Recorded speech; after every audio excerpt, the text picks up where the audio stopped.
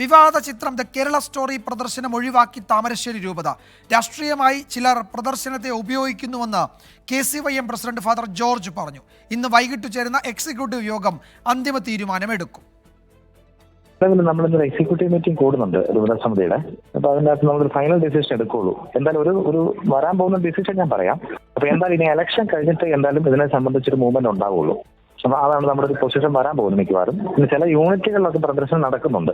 ചില യൂണിറ്റുകളിലൊക്കെ ഇൻഡിവിജ്വലി അവിടെ യൂണിറ്റ് എടുക്കുന്ന ഡിസിഷനാണ്. നമ്മളൊരു പൊതുനിർദ്ദേശം കൊടുക്കുന്നില്ല. എന്തായാലും ഇപ്പം അത് വേറെ തലത്തിലേക്ക് അത് കൊണ്ടുപോകുന്നതുകൊണ്ട് നമുക്ക് ഒത്തിരി ബുദ്ധിമുട്ടുണ്ടാകുന്നുണ്ട്. അതുകൊണ്ട് മിക്കവാറും ഇലക്ഷൻ കഴിഞ്ഞിട്ട് ഇതിനകത്ത് ചെക്കപ്പ് ഉണ്ടാവുള്ളൂ. എന്തായാലും ചില യൂണിറ്റുകളിൽ ഇങ്ങനെ പ്രദർശനം നടക്കുന്നുണ്ട്.